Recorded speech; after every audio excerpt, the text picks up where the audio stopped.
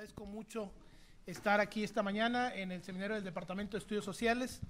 Tenemos el gusto de contar con la presencia del doctor Francisco Javier Moreno Fuentes, quien es científico titular en el Instituto de Políticas y Bienes Públicos del Consejo Superior de Investigaciones Científicas en Madrid. Francisco es doctor en Ciencia Política por la Universidad Autónoma de Madrid y por el Instituto Juan March, y ha sido profesor en la Universidad de Barcelona, investigador visitante en la London School, en la Universidad de Harvard, en el Instituto de Estudios Políticos de París. Tiene una gran cantidad de publicaciones relacionadas con el tema que hoy presenta. Solo menciono el libro más reciente, que se llama Inmigración, justamente Inmigración y Estado de Bienestar en España, publicado por la colección de estudios sociales de la Caixa, espero haber pronunciado bien, el 2011. Sin más, dejo al doctor Francisco Javier Moreno que haga su presentación. Tiene 40 minutos. Muy bien, muchísimas gracias por la invitación, estoy encantado de estar aquí. Esta es una institución que desde mis primeros años en la facultad era un centro de referencia en relación al tema de los estudios migratorios, así que realmente para mí es un placer estar aquí. Como comentabas, efectivamente lo que voy a contaros es básicamente las ideas centrales que estructuran el libro que publiqué con mi colega María Bruquetas, profesora de la Universidad de Ámsterdam, sobre el tema de la inmigración y el estado de bienestar en España. Esta es una publicación que está online, gratuita, se puede descargar en PDF, así que es muy sencillo, ponéis el título o mi nombre y la Caixa y aparecerá rápidamente, y la podéis descargar. Está también en inglés, así que es útil para cuestiones de cursos y demás, ¿no? Entonces, el esquema de mi presentación va a seguir un poco pues, la estructura del libro, ¿no? Que es básicamente una breve introducción del fenómeno migratorio en España, comentaros algunas cuestiones prácticas respecto a cómo se define el acceso de los inmigrantes al sistema de protección social en España, algunas referencias respecto al tema del impacto de la inmigración sobre el funcionamiento del estado de bienestar y sobre su financiación. Pasaré finalmente a hablar de la cuestión de la evolución de las actitudes de la población española hacia las poblaciones de origen inmigrante, y plantearé finalmente algunas conclusiones coyunturales relacionadas sobre todo a cuál es la situación económica en España en este momento y cómo esto está afectando al ámbito concreto de las políticas sociales y a su vez en relación con el fenómeno migratorio. Y esto espero que dé pie a que tengamos un poquito más de tiempo y espacio para discutir cuestiones concretas de este estudio, ¿no? Bien, muy brevemente, como todos sabéis, España es un país que pasó de ser país de emigración a país de inmigración, ¿no? En el año 2000, cuando ya hacía más de 10 años que habían comenzado a llegar inmigrantes a España, la población extranjera era en torno al 2% de la población de España. Es decir, después de que comenzásemos a recibir extranjeros todavía teníamos un porcentaje de población relativamente bajo, ¿no? Y sin embargo, en la década que fue del año 2000 al 2010, esta población se multiplicó por 6, es decir, pasamos a tener el mismo porcentaje de población extranjera que cualquier otro país europeo, en torno al 12%, y en una única década. Y esto es posiblemente lo más destacable del fenómeno migratorio en España, ¿no? La rapidez con la que se ha producido y, por tanto, un poco el factor sorpresa, tanto para la sociedad como para el Estado, a la hora de hacer frente a esta cuestión, ¿no? Nos hemos convertido en el segundo país de la Unión Europea por porcentaje de extranjeros, es decir, de personas nacidas en otro país, ¿no? Justo después de Alemania. Esto en un tiempo muy, muy rápido, ¿no? Esta tablita nos da cuenta básicamente de la evolución de estos números y podemos ver muy brevemente quiénes son efectivamente estos colectivos que han llegado en este periodo, ¿no? Si os fijáis en el año 2000, por ejemplo, como punto de partida, pues veréis que el total de extranjeros ni siquiera llegaba al millón, de los cuales aproximadamente unos 200.000 eran latinoamericanos y unos 300.000 eran procedentes de otros países de la Unión Europea, ¿no? Otros europeos eran el colectivo principal. Y aquí teníamos fundamentalmente ejecutivos vinculados a empresas de capital internacional, pero también, sobre todo, muchos jubilados que utilizan España pues, como un país para pasar el invierno y tener una segunda residencia y pasar una parte importante del año, ¿no? En el año 2010 estas cifras se han multiplicado, como antes comentaba, por más de 6. El número total de extranjeros era superior a los 5,7 millones, de los cuales un número muy importante eran latinoamericanos. Aquí, lógicamente, hay algunas nacionalidades concretas, sobre todo ecuatorianos, pero también bastantes colombianos, bolivianos, algunos argentinos, dominicanos, peruanos, ¿no? El segundo colectivo que se ha multiplicado es el de los europeos de la Unión Europea. Entonces, ha aumentado el conjunto, pero sobre todo han aumentado los rumanos y los búlgaros, que juntos constituyen aproximadamente 1 millón de personas, rumanos y búlgaros juntos, ¿no?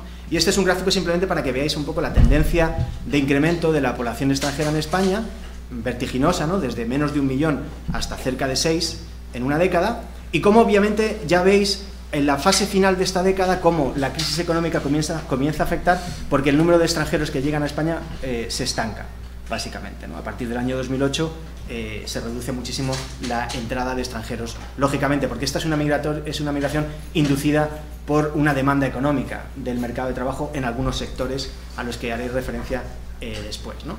La población extranjera no se asienta por igual en todo el territorio del país, sino que lógicamente lo hacen aquellas regiones más dinámicas económicamente. Entonces, las de colores más oscuros son las que tienen porcentajes de extranjeros mayores, y veis la Comunidad Valenciana en rojo y Baleares son los que tienen un porcentaje de extranjeros superior. Pero aquí, recordad de nuevo esta dualidad del fenómeno de los extranjeros residentes en España. Tenemos tanto inmigrantes económicos como jubilados europeos que pasan una buena parte del año en España. Entonces, Valencia y Baleares son fundamentalmente una combinación de estos dos. Mientras que Cataluña y Madrid, en torno al 16% de población extranjera, aquí estamos hablando de fundamentalmente inmigración económica vinculada pues, a las demandas del mercado laboral. Bien. Voy a tratar de ser muy breve sobre una cuestión que a la que podría dedicar 50 minutos, ¿no? Que es a definir cuáles son los criterios por los cuales los extranjeros acceden a las políticas de protección social en España. Y voy a tratar de ser lo más breve posible. El estado de bienestar en España, es decir, el conjunto de políticas sociales, de protección social en España, es de lo que conocemos como el régimen mediterráneo, que es un híbrido de los demás otros regímenes de bienestar que existen en Europa, ¿no? Como sabéis, siguiendo la tipología de Spin Andersen, pues se habla de 3 mundos del estado de bienestar: el modelo conservador corporatista, basado fundamentalmente en un sistema de seguridad social; el modelo liberal anglosajón, que representaría fundamentalmente el Reino Unido, basado en la lógica de que el mercado es el que ha de proveer protección social a los individuos, y aquel que no pueda pagárselo, entonces un sistema de protección pública residual, ¿no? Y por último, el sistema socialdemócrata, escandinavo fundamentalmente, que dice que los derechos sociales son derechos de los ciudadanos, derechos individuales, y el Estado es el responsable de proveerlos, ¿no? Pues dentro de esta tipología básica se habla de un cuarto modelo, que sería el modelo mediterráneo, en el que estaría España, Italia, Portugal, que sería un sistema en el que, partiendo de sistemas de seguridad social, en el que la gente contribuye al sistema a través de su participación en el mercado de trabajo, recibiría después prestaciones vinculadas a sus contribuciones previas. Pero además de esto, habría también una serie de programas que serían de naturaleza universalista, fundamentalmente la educación y la sanidad, y además de esto, la familia jugaría un papel central en la protección de sus miembros, sobre todo en aquellas etapas no productivas, es decir, en la infancia y en la vejez o en situaciones de dependencia. Entonces, el modelo mediterráneo tendría ese carácter un poco híbrido, y esto es lo que hace que los inmigrantes en España accedan a la protección social a partir de distintos mecanismos. El primero de ellos es las cotizaciones a la seguridad social. Es decir, si son inmigrantes legales, tienen un permiso de trabajo y están trabajando, cotizan a la seguridad social. Y en la medida en que cotizan a la seguridad social, tendrán derecho a las mismas prestaciones que la población autóctona. Y estamos hablando aquí fundamentalmente de pensiones de jubilación, prestaciones de desempleo, ¿vale? Para cuando pierdan su trabajo. Y algunas otras cuestiones, digamos, menores. En este sentido, extranjeros y españoles son iguales en la medida en que estén cotizando al sistema de seguridad social. Paralelamente a esto, la Ley de Extranjería 4/2000 creó una serie de derechos para los extranjeros que equipara al extranjero con el autóctono a partir de la condición de la residencia en el territorio, y utilizando un mecanismo concreto que se llama el empadronamiento, es decir, la inscripción en el registro municipal de residentes en un municipio. Entonces, para cualquier persona, independientemente de su estatus jurídico, es decir, puede ser un inmigrante indocumentado, inscribirse en el registro municipal abre derecho a la sanidad pública y a la educación pública. Gratuita, ¿vale? Gratuita entendida por gratuita en el momento del acceso, ¿vale? No gratuita en el sentido de que uno lo paga con sus impuestos. Y por tanto, veremos dentro de un momento que los inmigrantes también pagan impuestos y por tanto no es que se estén beneficiando de un sistema al que no contribuyen, ¿vale? Cuando decimos gratuita es en el punto de acceso. Paralelamente a estos sistemas universales, existen una serie de esquemas que son de naturaleza relativamente residual, que es lo que se incluye fundamentalmente dentro del sistema de servicios sociales, que serían ayudas puntuales en situaciones de exclusión social o de pobreza, o en situaciones de incapacidad para cubrir las necesidades de la vida diaria, ¿no? Pues una persona mayor que no puede cocinarse, pues entonces los servicios sociales podrían llevarle la comida puntualmente a su domicilio, ¿no? O una persona que no puede asearse porque tiene una limitación física y no tiene ningún familiar que pueda hacerse cargo de esta tarea, pues entonces los servicios sociales intervienen. Y estos servicios son de una naturaleza, como digo, muy residual, porque se espera que la familia responda a estas necesidades. Y los servicios sociales solo intervienen cuando la familia falla. Entonces estamos en una lógica en la que ante el fallo del mercado y el fallo de la familia interviene el Estado. Es una lógica, como digo, fundamentalmente residual, ¿no? Y entonces los extranjeros tienen un acceso relativamente limitado a este tipo de prestaciones, sobre todo porque se gestiona a nivel fundamentalmente micro. Es decir, son los municipios y las comunidades autónomas las responsables de estos servicios y por tanto hay un margen para la discrecionalidad mucho mayor.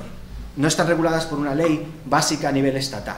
Y esto es lo que abre un poco el margen para el último punto de esta transparencia, que es la idea de existen disonancias entre los discursos y las prácticas, entre los derechos que son formalmente reconocidos y los derechos que son realmente aplicados sobre el terreno, ¿no? Esto ocurre incluso en aquellos programas a los que los inmigrantes indocumentados deberían tener derecho, como la sanidad y la educación.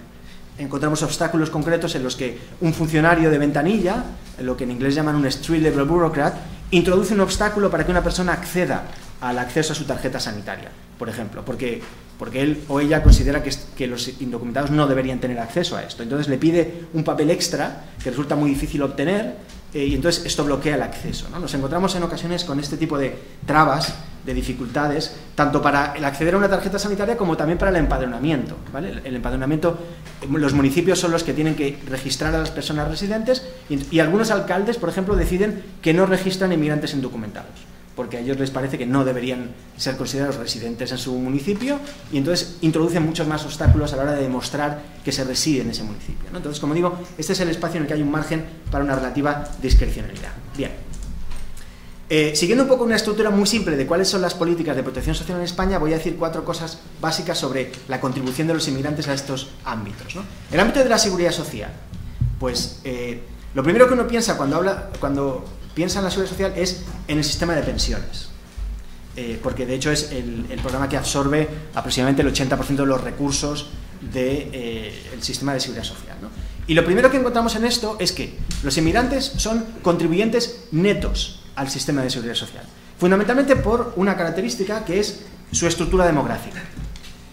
Si os fijáis en estas pirámides demográficas, los colores oscuros son la estructura de edad de la población autóctona, mientras que las barras transparentes son la estructura de edad de la población inmigrante. Entonces lo que vemos es que la población española tiene una estructura casi, bueno, pues como de pera, ¿no?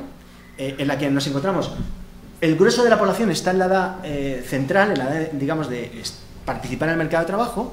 En una de esas franjas estoy yo, que soy miembro del baby boom, ¿no? De la generación española más grande que ha existido en la historia de España, que es nacida entre el año 60 y el año 75, más o menos, ¿no? Entonces nosotros somos los que estamos en edad de trabajar. Sin embargo, tenemos muchísimos mayores, mucha gente mayor que ya está cobrando del sistema de pensiones o que espera hacerlo muy próximamente. Y además tenemos muy pocos hijos. España lleva siendo durante 15 años uno de los países del mundo con menos hijos por mujer, aproximadamente una tasa de fecundidad del 1,2.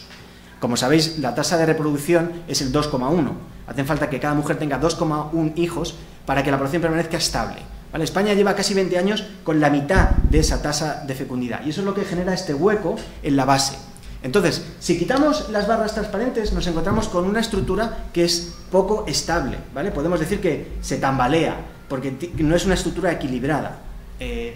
La emigración llega para apuntalar esta estructura demográfica inestable.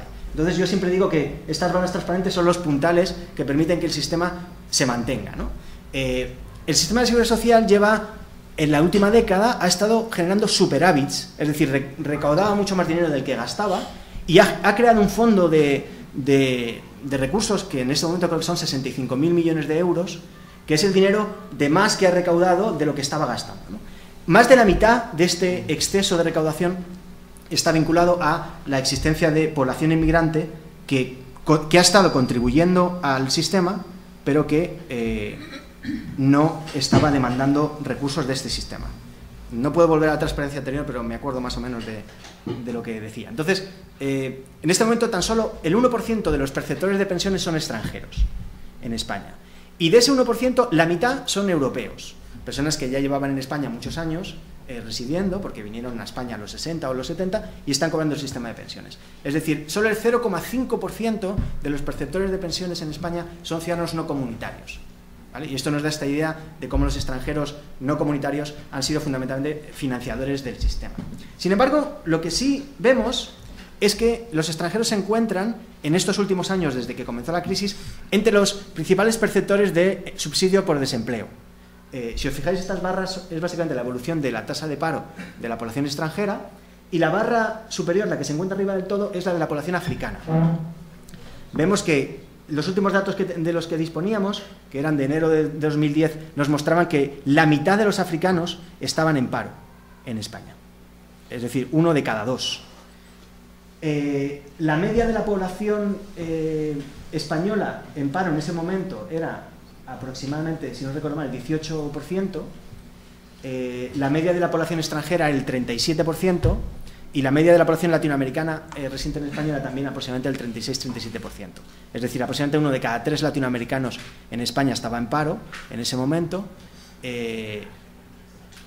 y esto era un porcentaje de paro muy superior al de la población autóctona, ¿vale? Esto tiene lógicamente mucho que ver con cuál era la estructura de demanda de mano de obra en España, que estaba basada fundamentalmente en mano de obra poco cualificada para el sector de la construcción, para el sector del servicio doméstico, para el sector servicios poco cualificado, ¿no? Pues restauración, limpieza, y para el sector agrícola.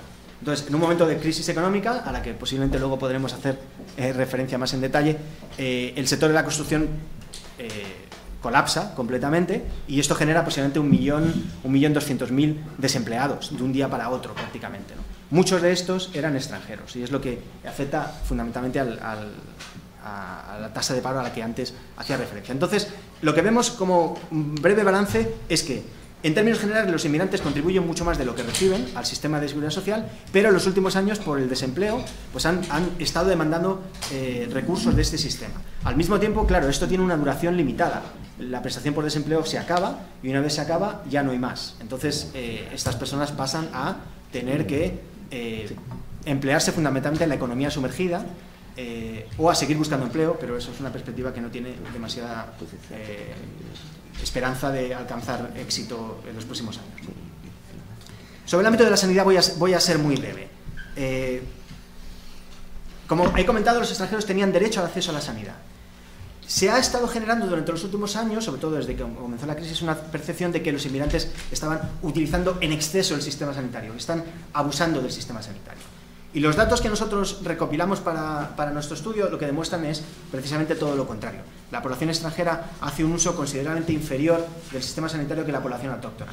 No porque sea muy bueno si no quieren hacer gasto, simplemente que por su propia estructura demográfica su demanda de atención sanitaria es menor, ¿no? Entonces, lo que nosotros descubrimos era que la población extranjera en general, en su conjunto, iba un 7% menos al médico de atención primaria que la población autóctona, iban un 16% menos al médico especialista, y esto se compensaba con un acceso ligeramente superior al de la población autóctona a los servicios de urgencias, ¿vale? Esto tiene mucho que ver con las propias pautas de organización laboral y el hecho de que para acceder al médico durante semana es complicado, entonces lo que hacen es ir de urgencias el fin de semana, por ejemplo, ¿no? O para no perder horas durante el día, pues van por la noche, ¿no? Era una vía de acceso, digamos, más flexible a sus necesidades. También el hecho de que... anda, esto sí que no sirvió. Esta conferencia es patrocinada por... Entonces, bueno, en conjunto, un uso muy inferior de la población extranjera al sistema sanitario que el de la población autóctona. Como digo, pues su propia estructura demográfica fundamentalmente, ¿no? Cuando se le pregunta a los extranjeros por cuál es su estado de salud, pues lo que nos encontramos muy brevemente es que aproximadamente 1 de cada 3 españoles dice sentirse regular o mal, y cuando se les pregunta a los extranjeros, en general tienden a decir que se sienten mejor de salud que los autóctonos, ¿vale? Pues 1 de cada 4 africanos dice sentirse regular o mal, 1 de cada 5 europeos y tan solo 1 de cada 6 latinoamericanos, ¿vale? Aquí puede haber muchas cosas. La primera, obviamente, es la estructura demográfica. A la medida en que son más jóvenes, se sienten mejor de salud que la población española, que está muy envejecida y que rápidamente su primer tema de conversación son sus achaques y sus medicaciones, ¿no? Lógicamente. Entonces, en la medida en que los extranjeros son un poco más jóvenes, pues hablan menos de estas cosas. Sin embargo, si controlamos por edad, es decir, si hacemos un análisis estadístico un poco más complejo, lo que nos damos cuenta es de que rápidamente digamos, superior capital de salud que tienen los extranjeros es falso. Esto está camuflado detrás de la edad. En cuanto envejezcan, van a tener una peor salud que la población autóctona, ¿vale? Y esto aparece en las últimas reflexiones cuando dice que los europeos del este, controlando por edad, estarían 2,5 veces peor que la población autóctona, los latinoamericanos un 41% peor y los africanos un 37% peor. Y esto tiene que ver fundamentalmente con dos cuestiones: su origen social y su inserción en el mercado de trabajo. Es decir, son personas que tienen condiciones laborales mucho más difíciles y más duras, y también sus condiciones de vida son más duras. Es decir, estas personas van a morir antes y van a tener peor salud que la población autóctona, fundamentalmente por sus condiciones de vida y de trabajo, ¿vale? Es decir, en el futuro demandarán más servicios sanitarios que la población autóctona porque han tenido peores condiciones de vida. Bien, sobre los servicios sociales, que como os he comentado antes son relativamente marginales o residuales en España, lo que vemos es que la población extranjera tiene tasas de pobreza muy superiores a la de la población autóctona, por lo mismo, por su inserción en el mercado de trabajo en los sectores menos cualificados y más precarios, ¿no? Y sin embargo, su uso de los servicios sociales no es, digamos, el que se esperaría en función de cuál es su situación sociolaboral. Los extranjeros representaban aproximadamente el 14% de los usuarios de los servicios sociales en el año 2008, los últimos datos de los que disponíamos, cuando eran aproximadamente el 12% de la población.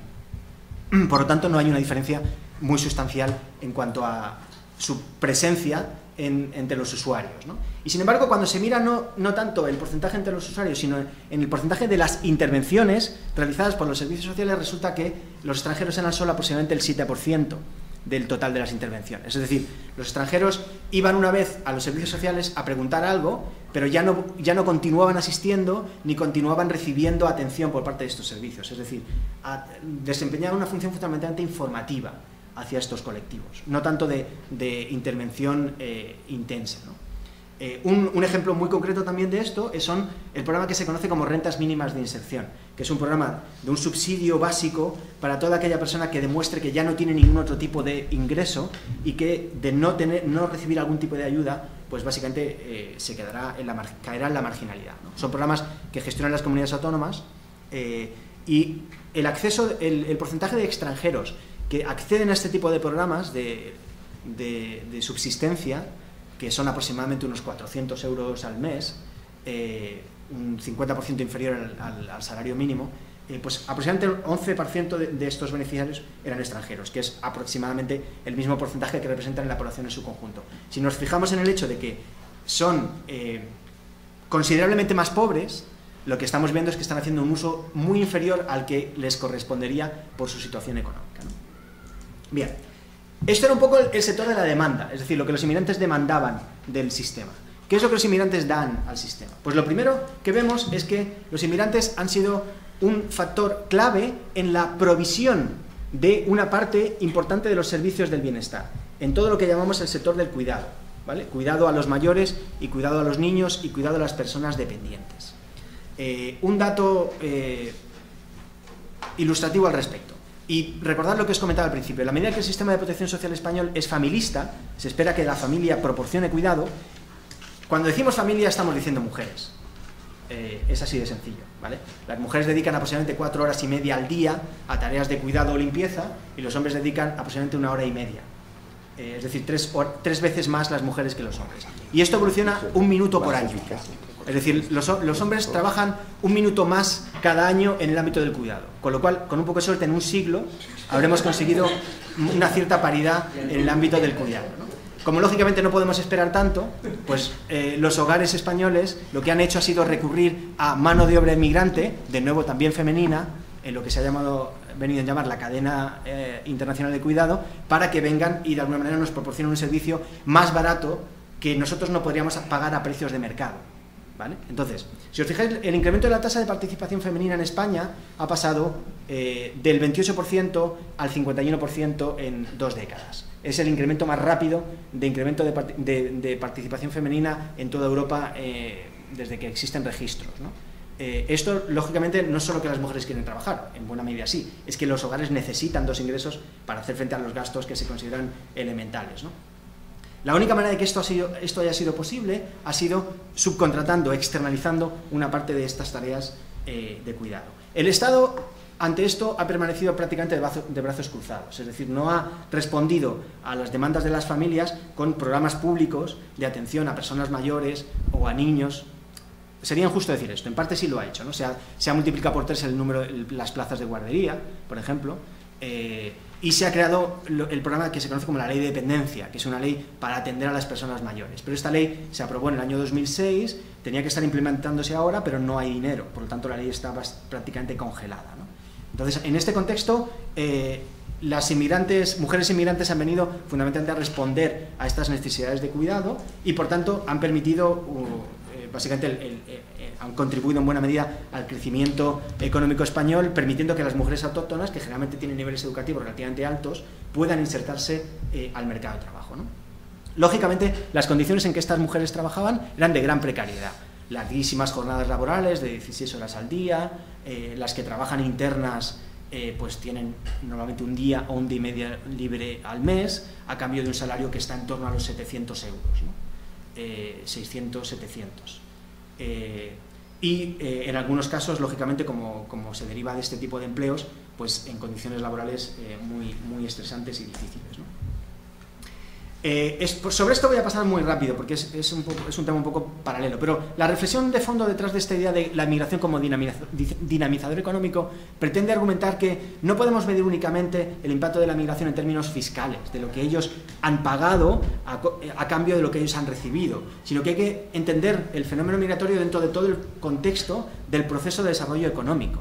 Entonces, esto es algo muy difícil de hacer, que yo sepa no existen evidencias empíricas de prácticamente ningún país que haya sido capaz de venir con la ecuación exacta para medir el impacto real de la migración sobre el conjunto de la economía de un país. Lo que sí podemos ver es una serie de cosas puntuales que sí se saben por la literatura internacional y que también se aplican al caso español. Son, por una parte, que la migración ha introducido mucha flexibilidad en el mercado de trabajo español, porque una de las características de la población española y europea en general, pero española en particular, es su poca propensión a la movilidad geográfica, ¿vale? La gente quiere vivir en la misma ciudad, el mismo barrio y a poder ser la misma calle donde viven sus padres, porque así pues están cerca y desarrollan sus actividades, digamos, familiares próximamente, ¿no?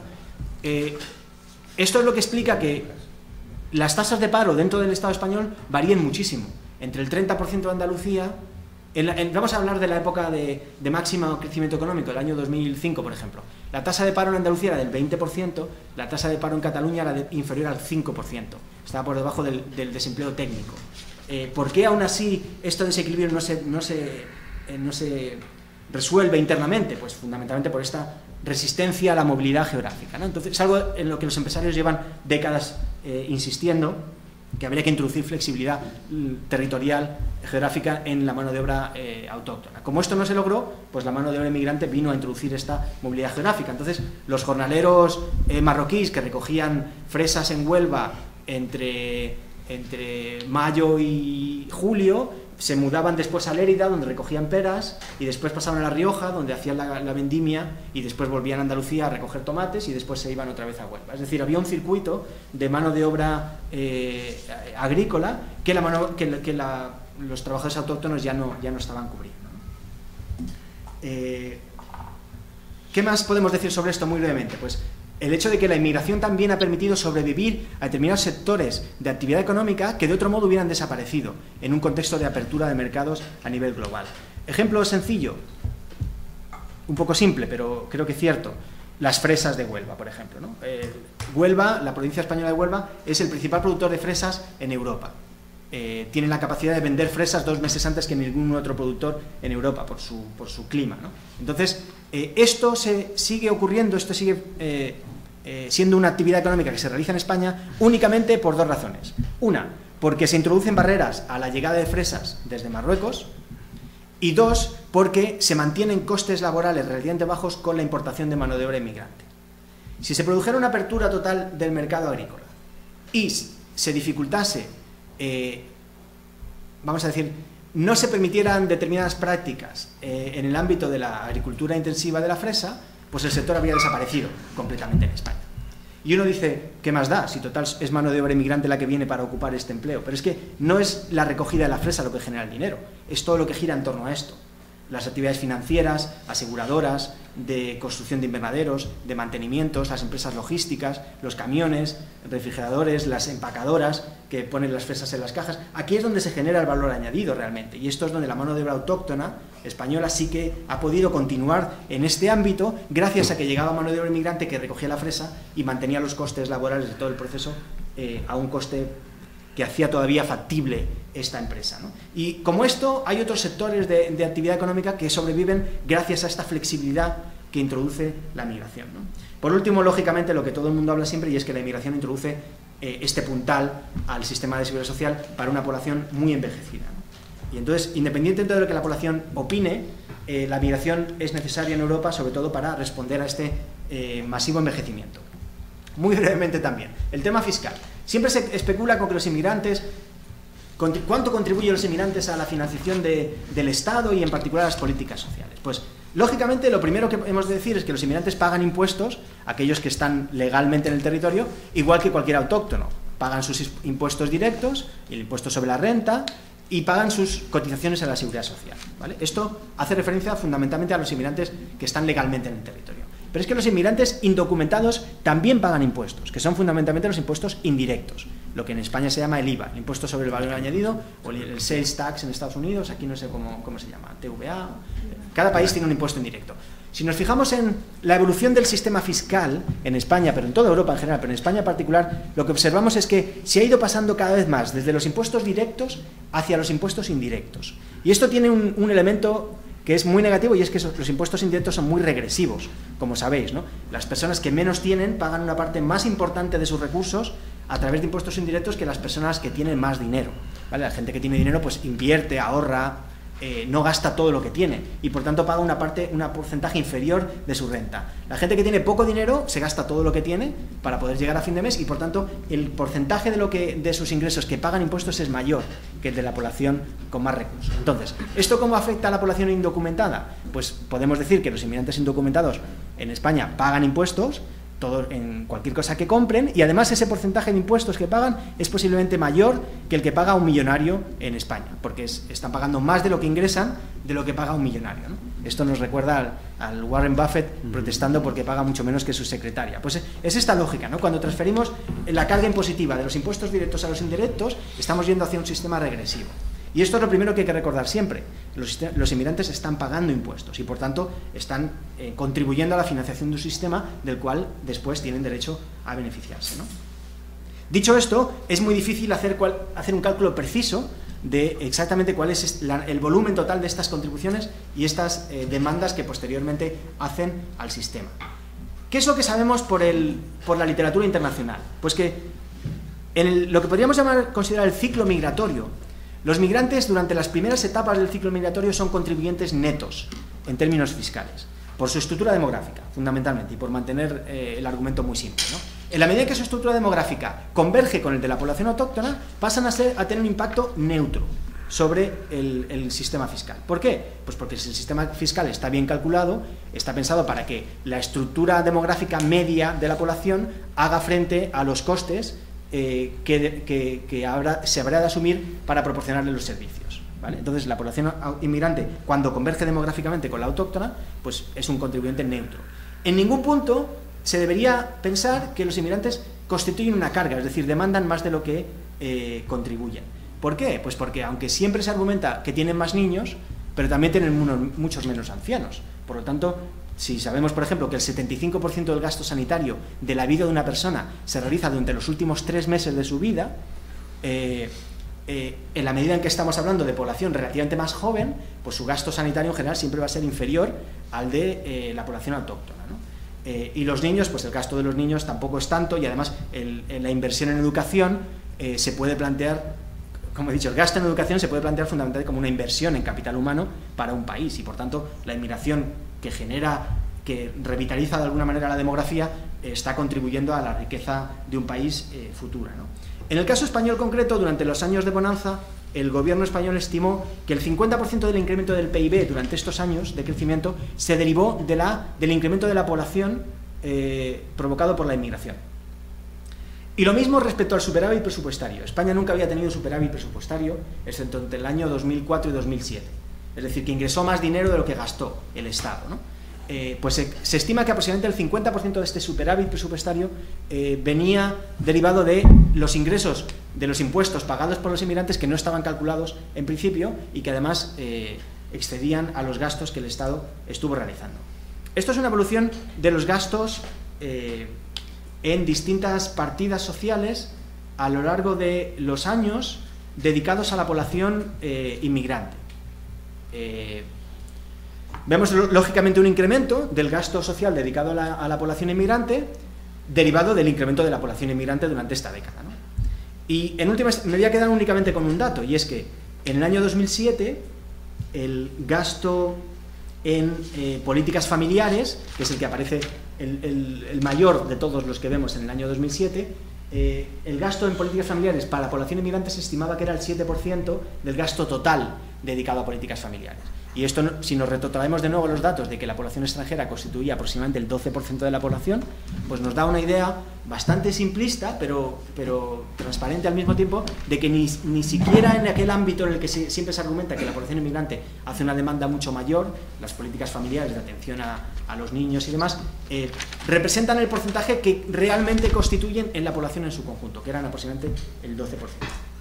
Bien, ¿qué podemos decir de las actitudes hacia la inmigración en España en los últimos años? Pues, por ser muy simplistas, un gradual deterioro de las actitudes hacia esta población, derivado fundamentalmente, pues, en parte de un incremento del volumen de esta población, pero también del deterioro de la situación económica, ¿no? Hay algunos elementos que son importantes tener en cuenta. El primero, como hemos visto en el mapa anterior, la población inmigrante no se asienta proporcionalmente en todo el territorio, sino que se concentra en aquellos lugares donde hay mayor demanda de mano de obra. Y esto además no ocurre solo a nivel regional, sino sobre todo a nivel de ciudades y a nivel de barrios. Es decir, la población inmigrante se asienta fundamentalmente en determinados barrios. ¿Bien? Y esto provoca, por una parte, un incremento de la visibilización de estos grupos, y por otro, y no hay por qué negarlo, todo lo contrario, hay que decirlo para que las autoridades respondan a esto con ajustes de las políticas, generan un tensionamiento de los servicios en estos barrios en los que se produce un aumento de la población. Pero no es porque sean inmigrantes, es porque se produce un aumento de la población. Entonces, si antes había 1000 pacientes por cada médico y de pronto pasamos a tener 1500, pues el médico, en lugar de atenderte de un día para otro, te atenderá dentro de 2 o 3 días. ¿Vale? Entonces, ¿es responsabilidad de los inmigrantes? No, es responsabilidad de las autoridades sanitarias, que han de incrementar el número de médicos para que el ratio médico-paciente permanezca estable. ¿Vale? Otro ejemplo que se da mucho y que se utiliza mucho en esta dinámica de estigmatización del inmigrante. Imaginaos un municipio en el que existían 1000 becas de comedor para niños con pocos recursos familiares, ¿vale? El municipio pagaba la comida de los niños en el colegio. 1000 becas hace 7 años significaba que 800 eran para españoles y 200 eran para inmigrantes. Como estas becas se dan en función de los recursos de la familia, en el año 2007 la proporción se había invertido. 800 eran para inmigrantes, 200 para autóctonos. ¿Esto qué ha provocado? Que una parte de la población autóctona se sienta excluida de los programas, expulsada, y diga, se lo dan todos los inmigrantes porque son inmigrantes. ¿Vale? Este es el discurso que encontramos en los barrios de clase obrera españoles. Lo que ocurre no es eso, lo que ocurre es que los criterios son por renta. Entonces, si hay personas que tienen menos renta que la población autóctona, pues ellos son los primeros que se llevan los programas. ¿Es culpa de los inmigrantes por venir a vivir a este barrio? No. Es culpa de las autoridades que, ante un incremento de la demanda, no responden con un incremento de los programas y de las políticas que desarrollan para atender a estos colectivos. Esto lo que ha provocado, como digo, es que en determinados ámbitos territoriales concretos se produzca un tensionamiento de los servicios y un incremento de las actitudes de rechazo hacia estos colectivos, ¿no? Otro proceso que se produce, que no afecta tanto a los más desfavorecidos, sino a las clases medias, es la idea de que los servicios públicos comienzan a ser percibidos en aquellos barrios en los que hay mucha población inmigrante como servicios para inmigrantes o servicios para pobres. Se produce una estigmatización de los servicios públicos para la clase media, que lo que hacen es optar por acudir al mercado, es decir, por contratar servicios en el ámbito privado. El ámbito más evidente de esto es fundamentalmente la educación. En España hemos tenido siempre un sistema educativo dual, con aproximadamente el 60% de escuelas públicas, 40% de escuelas privadas, pero la llegada de la inmigración ha acelerado el proceso de dualización, ¿vale? Las clases medias bajas españolas tratan de evitar a los inmigrantes en el colegio y se pasan a la escuela concertada privada. ¿Por qué? Con el argumento de que los inmigrantes deterioran la calidad del sistema educativo. Lo que sabemos por estudios al respecto es que lo que define el nivel educativo de una escuela es el nivel educativo de los padres de los alumnos que van a esa escuela. Entonces, si la clase media autóctona abandona la escuela pública, los resultados de la escuela pública se deterioran, pero no por la llegada de inmigrantes, sino por el abandono de las clases medias. Entonces esto es una profecía autocumplida que nos encontramos, ¿no? Y se ha producido muy claramente en el ámbito educativo, pero también en el ámbito sanitario. El centro de atención primaria es para inmigrantes. Entonces la gente se hace un seguro privado complementario y en lugar de ir al médico público de toda la vida, se va a una aseguradora privada. Y esto lo que termina provocando es que los centros de atención primaria son efectivamente cada vez más para la población con menos recursos, y esto lo que hace es debilita el apoyo de las clases medias a los sistemas públicos. Y esto en el medio y largo plazo es extremadamente peligroso. Bueno, simplemente unos gráficos que demuestran que las actitudes en general han ido evolucionando hacia posiciones cada vez más restriccionistas. La gente dice cada vez más que hay que dejar entrar a menos extranjeros, y por otra parte, cuando se les pregunta si la gente contribuye más de lo que aporta o menos, de nuevo vemos que evolutivamente a lo largo de los años cada vez hay más gente que dice que los inmigrantes aportan menos de lo que demandan, es decir, una percepción de deterioro y de los inmigrantes como coste. Conclusiones, pues un montón, pero casi preferiría que las planteáramos como preguntas y respuestas y tal, pero simplemente algunas cosas básicas. La primera es muy importante el tema del deterioro de las perspectivas que se tienen del sistema, porque es lo que le da legitimidad al mismo. Sabemos que el sistema ha respondido muy bien a un incremento de la demanda sin que se haya producido un incremento de los recursos con los que se ha dotado al sistema, pero lógicamente esto tiene un límite, ¿no? Llega un momento a partir del cual o se empieza a invertir en ello o se produce un deterioro, ¿no? Ante un incremento de la población, simplemente.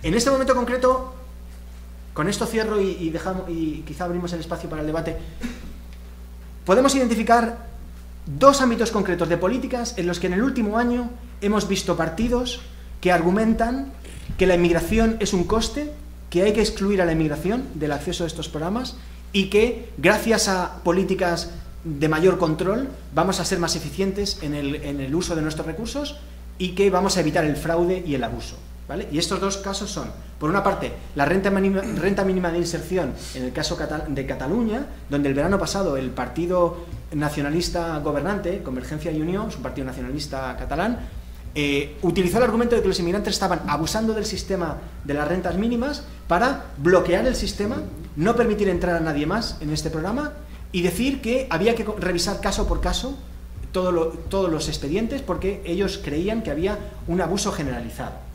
Con esto lo que hicieron fue congelar el programa, estigmatizar a los inmigrantes como colectivo que estaba abusando del sistema. 8 meses después de toda esta gran polémica mediática, publicaron en una columna a 3 líneas en la que decía que después de todo este proceso en el que habían bloqueado completamente el sistema, se habían identificado unos cuantos cientos de casos de personas a las que no habían podido localizar en su domicilio, ¿vale? Que no significaba que estuvieran abusando del sistema, simplemente es que personas que habían mudado de domicilio y ellos no habían conseguido volver a localizarles. Entonces todo el gran abuso, el gran globo del abuso se desinfló completamente, pero esto no tuvo el efecto, el desinflamiento del globo no tuvo el efecto que tuvo el hinchamiento del globo. El hinchamiento del globo fue lo que generó una perspectiva, un incremento de las actitudes de los inmigrantes como explotadores del sistema, ¿no? Y nunca se ha desmentido esta realidad, ¿no? El último caso es algo que se ha comentado hace 3 semanas escasas, en las que la ministra de Sanidad ha venido a decir que para frenar el abuso del sistema sanitario por parte de los extranjeros, pues se va a excluir a los inmigrantes indocumentados del sistema. Y entonces comienzan a utilizar una serie de elementos anecdóticos o directamente estrafalarios para decir que los inmigrantes abusan del sistema y que la sanidad pública gratuita constituye un efecto llamada para la inmigración, de lo cual no hay absolutamente ninguna evidencia empírica. Y entonces no se sabe muy bien cómo se va a hacer, pero el argumento es que dentro de unos meses se va a retirar la tarjeta sanitaria a todos los inmigrantes indocumentados y se les va a dejar únicamente con acceso a las urgencias y a aquellas organizaciones benéficas que quieran establecer algún tipo de programa para atenderles, como ya existían antes del año 2000 cuando se introdujo la universalización de la sanidad. Con esto lo dejo y espero que tengáis muchas preguntas y así puedo seguir hablando. Muchísimas gracias a Francisco Javier por su excelente presentación, que además, a pesar de que se refiere a un caso europeo, creo que toca muchos de los temas que están presentes en el debate sobre la presencia de los migrantes mexicanos en Estados Unidos y el acceso y el uso de la seguridad social en Estados Unidos, de manera que creo que habrá muchas preguntas y comentarios. Y para empezar esta sesión, esta parte de la sesión, nuestro colega Luis Escala del Departamento de Estudios Sociales va a hacer un breve comentario, insisto, como inicio de la sesión de discusión y preguntas. Adelante, Luis, por favor. Bueno, pues para empezar, muchas gracias a Francisco Javier por esta presentación, que además pues a mí me trae gratos recuerdos. Ahora entiendo algunos de los comentarios que me hacía mi hijo el año pasado cuando llegó a la escuela en Valencia y que no entendía yo su malestar, pues ahora lo entiendo con más claridad, ¿no? Que decía, bueno, es que en esta escuela todos son extranjeros y nadie me entiende. Bueno, pues ahora me queda claro. Bueno, a mí me pareció muy interesante algunos de los puntos. Debo decir que, bueno, pues capté algunas cosas al vuelo, entonces está un poco desilvanado esto. Pero a mí me gustaría hacer algunos señalamientos, más que nada con el ánimo de ver si eso contribuye, no sé si lo voy a lograr, a un debate enriquecedor en la dirección que nos está apuntando Francisco Javier. En primer lugar, cuando tú hablas del régimen mediterráneo, esto del acceso de los inmigrantes al estado de bienestar, que bueno, el término de régimen mediterráneo no lo conocía, pero cuando hablas ahí del acceso a programas de protección social condicionado al empadronamiento y demás, creo que una de las cosas que me parece lo mencionaste ya de salida en tu presentación y que sería muy interesante ver si pudiéramos elaborar algo más, es sobre esto que se llama el papel del tercer sector, ¿no? O sea, todo lo que son el sector de ONGs y demás, no nada más pensando en que en esto está, por un lado, los inmigrantes, sus comunidades, y del otro lado tenemos al Estado, el estado de bienestar y las políticas públicas que se implementan ahí. Es tal vez preguntar qué otros posibles actores están involucrados en esta trama, y particularmente eso que se llama el tercer sector. En segundo lugar, pues algo que yo lo había señalado en un momento intermedio de tu presentación, y ya en la recta final creo que lo manejaste con más precisión, entonces pues no es tan original el comentario, pero bueno, creo que vale la pena de todas maneras sacarlo a colación por el momento que vive actualmente España, que es el asunto del posicionamiento de los actores políticos sobre todo en estas disonancias que tú marcas en el punto entre discursos y prácticas, ¿sí? O sea, frente a estas disonancias, ¿cuál es el posicionamiento o los posicionamientos de los diversos actores políticos? Particularmente de un actor como el nuevo partido, el PP, en el poder, frente a esto, bueno, ¿qué hay al respecto? Porque por un lado, pues sí, tú estás haciendo una serie de señalamientos cuando nos hablas del asunto de la balanza fiscal. Bueno, pues todos estos son los argumentos como más racionales, ciertamente, de por qué los inmigrantes ciertamente no son una carga, pero bueno, lo que cuenta, incluso lo que cuenta a la hora política, a la hora de los votos, es el asunto, son los argumentos no necesariamente racionales, sino son los argumentos de percepción.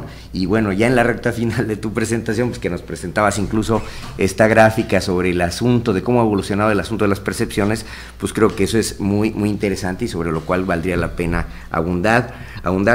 Luego, cuando nos hablabas de las tasas de paro, ¿no? Que nos hablabas de la mitad de los inmigrantes africanos en paro, 1 de cada 3 latinoamericanos en paro, muy superior a la tasa de los autóctonos, hay una pregunta que creo que es obligada, es, bueno, frente a esto, y tal vez se aparta un poco del tema del estado de bienestar, pero ¿qué estrategias de supervivencia son conocidas o sabidas en materia de qué estrategias adoptan estas comunidades precisamente frente a un panorama como este?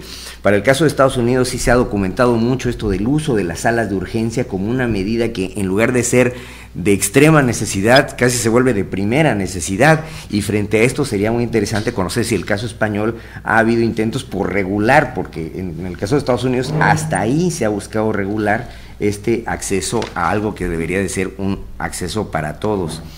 Y cuando hablabas de lo que dan los inmigrantes al estado de bienestar, hablabas algo sobre el empleo de mujeres inmigrantes para tareas domésticas y de cuidado, y por ahí hablabas de que la mayoría de estos casos están en economía sumergida. Creo que el tema de la economía sumergida es un tema en sí mismo que habría que ver de qué manera, o sea, si pudieras ampliar más, o si pudiéramos ampliar más a través de los comentarios y preguntas en relación con el estado de bienestar. Y por último, un último comentario que también por ahí yo lo había señalado como una pregunta previa, pero que tú mencionabas también en la recta final de tu presentación.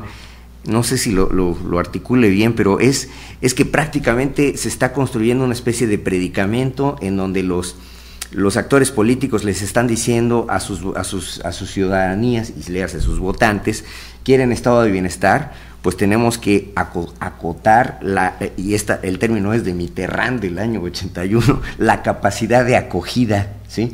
O sea, lo que no queremos es que haya un país donde haya situaciones de precariedad socioeconómica, y por ende, pues lo que tenemos que hacer es regular las políticas de extranjería, es decir, vincular el asunto de capacidad de acogida de políticas de extranjería con oferta de estado de bienestar. ¿Qué es lo que quieren? ¿Sí? Y entonces, frente a este dilema, que es, yo creo, un falso dilema, pero frente a este dilema en términos electorales, pues parece ser muy efectivo, ¿no? Donde la gente dice, no, pues sí, ni hablar, lo que necesitamos son menos inmigrantes, punto, porque si no, pues al rato nos vamos a llenar de pobres, ¿sí? Entonces, frente a esto, tal vez valdría la pena retomarlo como parte del posible debate al respecto. Muchas gracias, Luis. Pues entonces abrimos ahora sí una sesión de comentarios. Les pido quienes vayan a participar que se acerquen. Bueno, tú ahí tienes el micrófono. Entiendo que hay personas que nos siguen por internet, entonces es importante que cuando comenten o pregunten lo hagan frente a un micrófono. Dolores, adelante, por favor. Vale, tengo una pregunta primero y un pequeño comentario sobre el envejecimiento que nos toca a todos. La pregunta tiene que ver, digamos, en esta última parte de tu exposición, con la influencia o la incidencia que pueden tener finalmente los extranjeros a través de dos procesos, que sería el de ciudadanización, es decir, qué tanto existe ya o se empieza a ver un proceso de ciudadanización. Esto se ha visto muy claro, por ejemplo, en Estados Unidos, en algunas zonas de inmigración. Lo que se ha acelerado incluso por parte de organizaciones políticas es fomentar la ciudadanización de los inmigrantes para que puedan participar, por ejemplo, en el proceso electoral que venga y tengan una incidencia directa. Y la otra vía, por elecciones, es decir, si además del empadronamiento municipal existe la posibilidad de participación de los extranjeros empadronados en elecciones locales o en cierto tipo, digamos, de consultas locales. Esto sería mi pregunta. Y mi comentario en torno al envejecimiento, por ahí la exposición fue muy rica y yo entiendo que tiene muchísimos elementos y muchas afirmaciones que habría que ver en el libro, porque obviamente allí estarán mucho más ilustradas. Pero en relación con el envejecimiento, por ahí tú afirmaste, estos extranjeros cuando envejezan, tendrán gastos mucho mayores que los autóctonos en términos de salud debido a sus condiciones de vida actuales y de trabajo. Yo ahí quisiera matizar con dos elementos. Primero, existe una alta tasa de retorno de personas que se jubilan, como se ha visto en el caso de los mismos españoles. Muchos, digamos, de nuestros padres españoles que fueron migrantes regresan al país cuando se jubilan, y esto pasa muchísimo a nivel internacional, es la experiencia general. Existe un porcentaje muy alto de la población migrante que tiende a retornar, y por eso muchas veces los países de origen son los que se hacen cargo del envejecimiento de los trabajadores migrantes. Eso sería por un lado. Y por el otro, la verdad es que los actuales ancianos o simplemente tercera edad, mayores de 60 años, en España vivieron el periodo de preguerra, guerra y posguerra, que fue, yo me atrevería a decir, condiciones socioeconómicas y de vida mucho peores que la mayoría de los migrantes actuales en España. Entonces es un simple comentario de recuerdo, porque a los del baby boom a veces se nos olvida lo que vivieron nuestros padres. Muchas gracias. ¿Alguien más quiere hacer algún comentario o pregunta? Laura.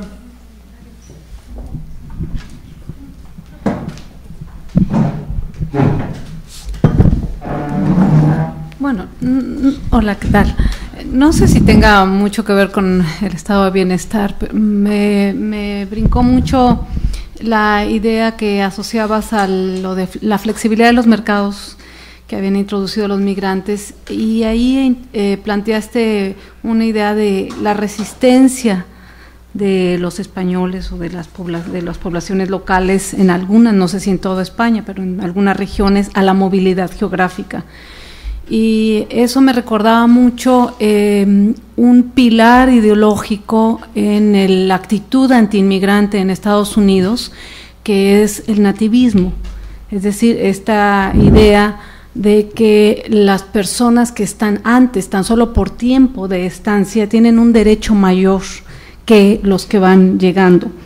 Y esto, digamos, está asociado a la historia de los Estados Unidos, de haber sido fundado, digamos, por colonos, y la generación de esa ideología que se ha filtrado en la política antiinmigrante, pero también en la movilización antiinmigrante, y que parece que es un proceso mucho más amplio de lo que sucede en Estados Unidos, es decir, que existen en regiones donde hay poblaciones nativas, digamos, con tiempo distinto de arribo, y oleadas de migrantes constantes, y de cómo se va generando esta actitud antiinmigrante. Pero me llamaba la atención cómo podría ser, además, en poblaciones con una alta resistencia a la movilidad, es decir, cómo tal vez ese nativismo podría matizarse aún más si no hay movilidades internas. Entonces, preguntarte un poco acerca del peso de esta ideología en los procesos de construcción de estigma antiinmigrante. Gracias. Muy bien, gracias. Pues ahí está. Bueno, una intervención más para esta primera ronda, por favor. Sí. Fue muy interesante su estudio, y pues, de mucha relevancia a algunos estudios que hacemos aquí también. He participado en 2 estudios de trabajadores migrantes agrícolas. Uno en el Valle Central de California, donde van mexicanos de algunas regiones de México y algunos grupos de indígenas también. Y otro aquí en el Valle de San Quintín, en Baja California, donde van mayormente grupos indígenas. Entonces, en los 2 casos hemos centrado las investigaciones sobre la mujer y los niños, y de una perspectiva cualitativa, desde la perspectiva de los actores, los mismos trabajadores agrícolas. En el caso de California, hay una exposición, o sea, en los 2 lugares hemos visto que los empresarios y toda la situación, pues aprovecha la situación de los trabajadores. En California hay mucha exposición a plaguicidas por la población en general, no solamente por los trabajadores, porque sus condiciones de vida muchas veces, no siempre, son que están rodeadas, las comunidades están rodeadas por los campos agrícolas. Y entonces pasan avionetas a veces en la noche, que cuando hace mucho calor y con las ventanas abiertas y los papás tienen que cubrir los niños, están dormidos y no aprecian lo que está pasando. No hay donde jugar. Tienen nada más sus casas, las calles y los campos. Y ahí es donde también hacen mucho uso de precisamente las salas de emergencia a las 2 de la mañana o algo cuando un niño entra en una crisis asmática. En el caso de San Quintín hemos visto que también aprovechan a los trabajadores en el sentido de no afiliarlos al sistema de seguro social. Y con las mujeres hemos tenido talleres donde se da cuenta de que no conocen sus derechos laborales ni de salud. Entonces hay muchas enfermedades que no se atienden porque pierden su día de sueldo si piden permiso para ir con un médico. Y después de cuando regresan a sus casas, pues ya están cerrados los centros de salud. Entonces, quiero saber si se ha hecho algunos estudios con este tipo de población, más desde la perspectiva de los trabajadores en España. Y que también hemos notado en San Quintín una carencia de servicios públicos muy notorio para ellos. Bueno, gracias. Gracias, Cristina. Francisco Javier, por favor, escuchamos tu comentario y tu respuesta a estas preguntas y comentarios, y probablemente habrá tiempo para una última ronda. Me decías que tengo 1 hora y 20 minutos, ¿verdad?, para contestar. Sí, pero después de terminar el seminario. Bueno, no sé, tengo tantísimas cosas en las que quisiera decir muchas cosas más, pero casi voy a empezar por los comentarios de las preguntas y dejaré los de Luis para el final. O para después. La comida. El tema de la naturalización, Dolores, me comentabas el tema de la naturalización. Claro, el problema es que ante la restricción la respuesta no puede ser la naturalización, porque la primera ola de represión va a ir hacia los indocumentados, y estos no pueden entrar en un proceso de naturalización. España tiene un sistema de naturalización muy generoso hacia los inmigrantes de América Latina. 2 años de residencia legal y pueden solicitar el pasaporte español. Con lo cual, lo que estamos viendo, eso sí que se ve, es un incremento muy radical del número de solicitantes de nacionalidad. En el año 2000 eran aproximadamente unas 10.000 solicitudes al año. En el año 2008 eran ya 85.000. Se multiplicaron por 8 el número de solicitantes. En este momento creo que están totalmente desbordados en el Ministerio de Justicia, que gestiona esto, con cerca de 200.000 solicitudes de naturalizaciones. Es decir, los latinoamericanos que llegaron durante la década de los 2000 ya se están naturalizando, porque además tienen un incentivo enorme, y es que no tienen que renunciar a su propia nacionalidad. Pueden mantener la nacionalidad de origen y la española. Es decir, los latinoamericanos van a nacionalizarse en gran medida. Claro, los norteafricanos y europeos del este tienen otro problema, es que tienen que esperar 10 años. La diferencia entre 2 y 10 es bastante significativa.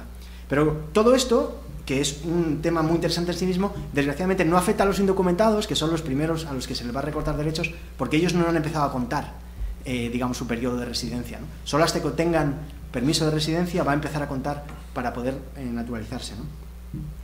Derechos políticos.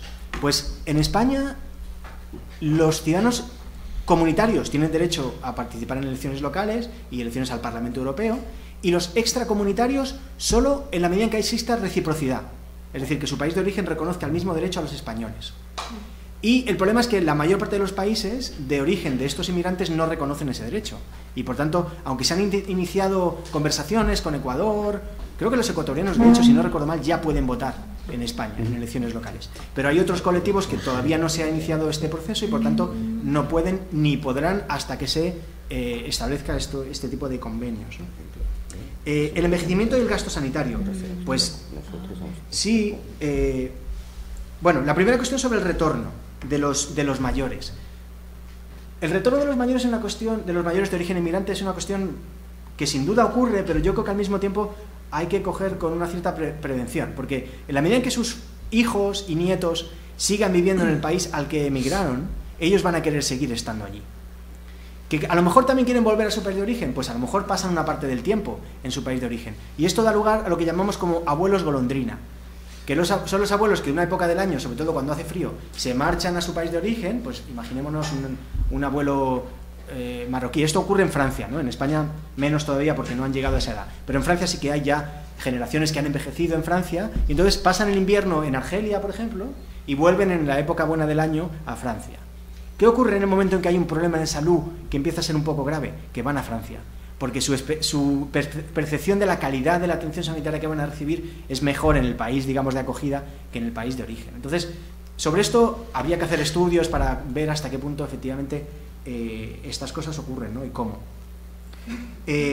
El tema de efectivamente los mayores en España que vivieron la posguerra, pues efectivamente tienen un peor estado de salud, pero en la medida en que los inmigrantes que han llegado ahora son más jóvenes, más o menos tienen la misma edad que nosotros, los del baby boom, pues lo que ocurrirá cuando envejezcamos todos es que ellos estarán peor que nosotros, que los autóctonos. En última instancia, a mí me preocupa muy poco el tema del coste real, entre otras cosas porque uno hace una demanda del sistema sanitario en función de sus propias expectativas. Cuando uno ha tenido una peor vida, sus expectativas de estado de salud también son menores, y también está vinculado al nivel educativo. Cuando la gente tiene un nivel educativo superior, sus expectativas de lo que tiene que recibir del sistema sanitario son muy superiores a las personas que han tenido un nivel educativo inferior. Entonces, no está claro en absoluto que estas personas de mayores van a demandar más. Lo que sí sabemos es que van a tener un peor estado de salud. Eso sí es un hecho objetivo, ¿no? ¿Hasta qué punto eso se traduzca en gasto sanitario? No tenemos la más remota idea tampoco. Pero, en principio, si les atendiéramos como necesitarán, sí que podemos anticipar, en principio, esto, ¿no? Pero era un comentario un poco casi como al margen, ¿no? A Laura, el comentario sobre la flexibilidad de la movilidad geográfica. Pues, lo que decía de nuestra inmovilidad geográfica es solo relativa. Hasta los años 70, la población española huía del hambre y se iba a las grandes ciudades. Pero a partir de, digamos, de la transición a la democracia, de la mejora de la situación económica, es cuando se produjo, digamos, esta cristalización, ¿no? Pero las grandes ciudades españolas están llenas de inmigrantes internos. Yo mismo soy fruto de ello, ¿no? Barcelona se llenó de inmigrantes andaluces, murcianos y extremeños, y lo mismo ocurrió con Madrid. Los barrios periféricos de las grandes ciudades españolas son los resultados de esta gran ola migratoria de los años 60 y 70, ¿no? Esto se paró, pero en los años 80 y 90, y sobre todo 2000, la siguiente ola ha sido de extracomunitarios, fundamentalmente, ¿no? De extranjeros no europeos. Entonces, aquí hay un cierto nativismo en la línea de lo que tú señalas. La población autóctona, por ejemplo en Cataluña, ¿no? Un lugar con una identidad nacional específica que se suma a la española, o se suma o que se enfrenta, ¿no? Según lo quieras ver. La población inmigrante de otras regiones de España se consideran españoles, hasta cierto punto también catalanes, y que perciben que llegan extracomunitarios y que pretenden acceder a los mismos recursos y servicios de los que ellos disfrutan. Y entonces surge una reacción del tipo, no, es que esto es para los españoles, porque lo hemos pagado, porque ha sido diseñado para nosotros, porque somos los ciudadanos, ¿no? Esto es una actitud puramente nativista, ¿no? Y que no tiene en cuenta cuál es el input que estos extranjeros están realizando al sistema económico en este mismo momento, ¿no? Ante esto hay dos posibles respuestas. La que sería la respuesta en la línea de explicar a los ciudadanos cuál es la realidad de un fenómeno muy complejo y responder a un incremento de las demandas puntuales donde se produzca con incremento de los recursos, o lo que se está produciendo, que es una utilización de estas actitudes de rechazo a través de una movilización de los sentimientos antiinmigrantes. Y esto me permite entroncar con un comentario de los de Luis de anteriores, ¿no? Y es el hecho de los actores políticos. Sería, de nuevo, el tema de una conferencia específica sobre cómo se están posicionando los partidos políticos ante el tema de las actitudes antiinmigrantes. Pero un esquema muy sencillo e interpretativo es, allí donde se produce la emergencia de un partido específicamente antiinmigrante, el resto de los partidos políticos se reposicionan para competir con ese partido. Este es el caso de Cataluña, donde ha surgido el primer partido anti-inmigrantes en España, que se llama Plataforma por Cataluña, ¿vale? Liderado por un señor que era un viejo conocido del franquismo, un falangista ultraderechista acérrimo, que ahora ha identificado un nicho y se ha constituido a sí mismo como empresario del racismo, ¿no? Entonces ha empezado a movilizar a nivel local todas aquellas actitudes de rechazo y también de competencia que percibe la población autóctona, y ha conseguido que le elijan a un montón de concejales en distintos municipios, con un discurso fundamentalmente, primero los españoles, los extranjeros fuera, que se vuelvan a su país, ellos son los responsables del paro y demás, ¿no? El surgimiento de este partido ha hecho que el principal partido conservador, el Partido Popular, haya dicho una de dos: o yo dejo que este partido me coma el terreno, o yo le como el terreno a él. Y entonces, en Cataluña, el Partido Popular tiene una actitud extremadamente agresiva hacia el tema de los inmigrantes. Y de hecho, en mi municipio donde yo nací, Badalona, la tercera ciudad más grande de Cataluña, el Partido Popular ha ganado las elecciones por primera vez en su historia, después de 30 años de gobiernos socialistas, con un discurso anti-inmigrantes, que de alguna manera recoge estas actitudes de la población autóctona, nativista, hijos de inmigrantes y inmigrantes ellos mismos, que percibe la inmigración como una amenaza. Ante esto, el Partido Socialista se siente desconcertado, y el partido más a la izquierda está directamente, absolutamente a punto de tirarse por un acantilado, porque ellos son los primeros, ellos son los que están perdiendo más votos, antiguos votantes comunistas que ahora están votando a la extrema derecha. Esto se parece mucho al modelo francés, solo que con 20 años de retraso, ¿no? El Frente Nacional comenzó a hacer esto en los años 80. Empieza a ocurrir en Cataluña. Es la comunidad que está, digamos, a la vanguardia en esto, por decirlo así, ¿no? Pero va a pasar en el resto del país, en la medida en que los partidos vean que hay un movimiento en la agenda política, ellos van a moverse para allá. De alguna manera, la medida de quitar la sanidad a los inmigrantes indocumentados, podemos decir que es una medida preventiva del Partido Popular para impedir el surgimiento de partidos a su extrema derecha en el ámbito nacional. Es de alguna manera dar, como diríamos en castellano, carnaza a aquellos sectores que se sienten amenazados o que tienen actitudes antiinmigrantes, para decir: ¿veis? Os estamos cuidando por vosotros y estamos respondiendo a vuestras inquietudes, ¿no? O sea que hay claramente un potencial reposicionamiento de los actores políticos ante este tema, ¿no? Como respuesta a Cristina, el tema de las condiciones de vida fundamentalmente de los trabajadores en el ámbito de la agricultura, pues está poco estudiado. Lo poco estudiado que lo está a nivel muy micro, pues por ejemplo en poblaciones concretas como el Ejido en Almería, ¿no? Es el caso más flagrante de condiciones de vida extremadamente duras, que son exactamente las mismas que tú comentabas, ¿no? Exposición a plaguicidas, jornadas laborales extensas, dentro de los invernaderos a 50 grados, a cambio de salarios de 30 euros al día. La única diferencia es que estos trabajadores son fundamentalmente todavía hombres. No se ha producido una reagrupación familiar en este ámbito concreto. Hay otros lugares en los que sí, en Murcia, en la agricultura intensiva también, ahí sí que hay familias enteras de ecuatorianos que se han instalado en el ámbito de la agricultura, pero ya no viven directamente en el mismo territorio en el que están las huertas, sino que viven en poblaciones, mientras que los inmigrantes, fundamentalmente africanos, que están trabajando en la agricultura intensiva de invernadero de Almería, ellos sí que viven en casetas hechas con 4 plásticos en el mismo espacio donde trabajan, ¿no? Y aquí lo que encontramos es la explotación más abyecta. Los empresarios de esta zona lo que quieren es trabajadores de día que desaparecen durante la tarde y la noche. O sea, su actitud es: estas personas no pueden venir al centro de la ciudad, o sea, no son bienvenidos en el ámbito urbano. Es decir, que se queden en el campo donde trabajan y donde tienen que vivir, ¿no? Y trabajar. Es una actitud de explotación absoluta en este ámbito, y por esas condiciones no se ha producido ningún tipo de reagrupación sustancial ahí, ¿no? Porque ese es el punto de entrada, es como la caldera del infierno, ¿no? de los inmigrantes indocumentados. Llegan ahí están aguantando un tiempo hasta que por sus redes o otros mecanismos consiguen salir e ir a otros ámbitos concretos que les proporcionen condiciones de vida un poco mejores, ¿no? El tema de las estrategias, ahora sí que voy a responder un par de cosas a Luis rápidamente. Las estrategias de supervivencia están íntimamente relacionadas con la economía sumergida, que es lo que comentabas, ¿no? En España la economía sumergida representa, según la OCDE, entre el 20 y el 23% del PIB español, que está en la franja medio superior de la OCDE, ¿no? La media de la OCDE me parece que es en torno al 16% de economía sumergida. En España estamos bastante por encima. En algunos sectores concretos de la economía, es la economía sumergida lo que permite que sobreviva ese mismo sector, ¿no? Como en parte hablamos de la agricultura, el servicio doméstico y algunos otros ámbitos intensivos en mano de obra, ¿no? Los porcentajes de desempleo en España no son reales. no son reales para los autóctonos ni son reales para los inmigrantes. Son reales en el sentido que reflejan personas que no tienen un trabajo con un contrato y en condiciones adecuadas y como todos desearíamos. Pero no todo el mundo que está sin trabajo y que dice en la EPA, la encuesta de población activa, que no tiene un trabajo, no tiene un trabajo, ¿vale? Muchos de estos tienen trabajos informales con los que van sobreviviendo. Pues toda la gente que se quedó en el paro de la construcción, muchos de ellos hacen lo que llamamos en España chapuzas. Pues pintan pisos, arreglan baños, resuelven atascos en los lavabos, es decir, van haciendo chapuzas y con esto van sobreviviendo, ¿no?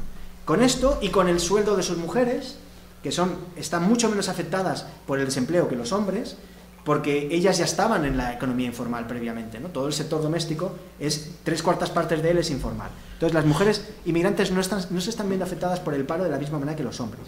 Por supuesto lo están pasando peor.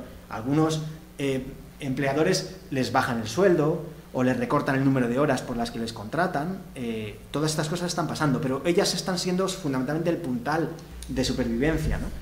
Porque ese sector, digamos que las familias autóctonas siguen necesitando a alguien que se haga cargo de la persona mayor, mientras la mujer y el hombre, digamos, trabajan, ¿no? Entonces, este tipo de dinámicas forman parte del núcleo duro de las estrategias de supervivencia, ¿no? Otro elemento es el ponerse a vivir varias familias en un mismo piso. Cuando una familia no puede seguir pagando el alquiler o la hipoteca, pues lo que hace es que con otra familia pues se reparten los dormitorios y entonces... sin llegar al extremo de lo que llamamos en España los pisos patera. Las pateras son los barcos estos informales con los que los norteafricanos cruzan a España, ¿no? Pues un piso patera, el concepto es básicamente un piso en el que vive mucha más gente de la que debería vivir para que las condiciones de habitabilidad fueran las deseables, ¿no? Entonces, efectivamente, entre la población inmigrante hay muchas familias que comparten pisos en condiciones de hacinamiento para reducir los costes de la vivienda, y eso forma parte también de sus estrategias de supervivencia, digamos, ¿no? Toda la razón cuando hablas de que se hace referencia al concepto de capacidad de acogida como argumento que de alguna manera, por una parte, justifica recortes y por otra exime al gobierno de su responsabilidad respecto al dejar a una parte de la población desprotegida, ¿no? Y es exactamente lo que está pasando en el ámbito de la sanidad en este momento, ¿no? Yo todavía estoy pendiente un poco de ver cómo se hace esto, porque hasta ahora en España todo lo que había ocurrido con la sanidad era siempre expansión. Partimos de un sistema en los años 80 en el que el 80% de la población estaba cubierta y un 20% estaba excluida, y desde ese momento hemos ido expandiendo el ámbito de la cobertura hasta que en enero de este año, precisamente, hace un mes, se llegó a la cobertura total, que era cualquier persona en España, independientemente de su nivel de renta, porque hasta ahora, hasta diciembre del año pasado, tú podías tener acceso a la sanidad siempre y cuando no tuvieras rentas, ¿vale? Entonces tenías que ir a Hacienda te hacía un papel que decía que no tenías renta y con esto conseguías la tarjeta por la vía de la universalización de la sanidad.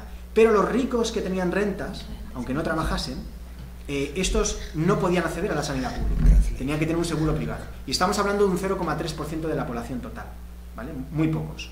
Pero no era una universalidad total. Entonces, en otoño del año pasado se llegó a un acuerdo entre todos los partidos políticos para realmente universalizar la sanidad, independientemente del nivel de renta. Y esto pretendía incluir a estos rentistas que estaban excluidos del sistema sanitario. Bueno, pues un mes después de alcanzar la universalidad total es cuando el gobierno dice, bueno, y ahora vamos a empezar a recortar. Ya hemos llegado arriba y ahora empezamos a expulsar colectivos, ¿no?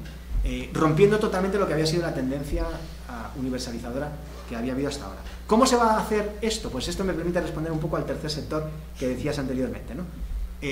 Hasta el año 2000, la atención a los inmigrantes sanitaria se hacía de dos maneras. Había una red de ONGs, Médicos del Mundo, Médicos Sin Fronteras y algunas otras, que tenían consultorios de beneficencia para inmigrantes. Aquí venían médicos de la sanidad pública como voluntarios por las tardes a atender a los inmigrantes indocumentados.